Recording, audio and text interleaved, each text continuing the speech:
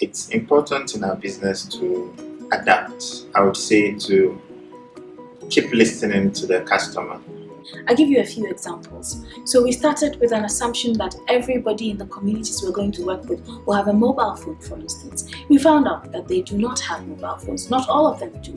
So now we're retweaking our product in a way that gives them credits to buy those phones.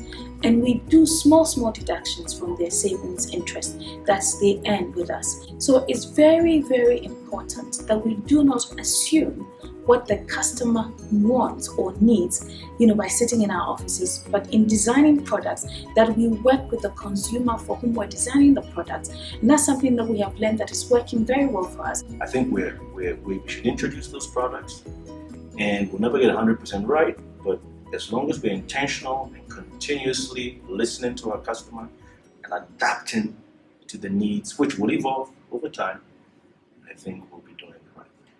If you want to be the same, you want to do what you want to do without really listening to what the customers want, you're going to have problems with sustainability eventually.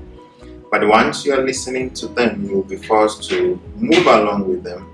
That would mean making some changes that may not be convenient, but in the long term, you're going to have rewards, because then a lot of customers come to you and your revenue would definitely increase. When we changed from issuing receipts for every transaction, paper receipts for every transaction, to SMS messages, we thought that was wonderful because cost effectively it was also good for us.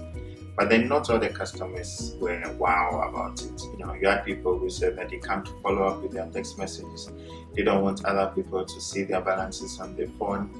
They can't read their text messages. And just because of that, some stopped working with us, and some didn't enjoy working with us the way they used to.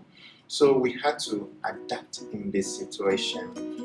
Yes, digitize the transactions, but we didn't need to give them text messages. We had to counter record it into their passbook. So we have the transaction digitized on the phone, and then it is recorded in their passbook, and now they are comfortable.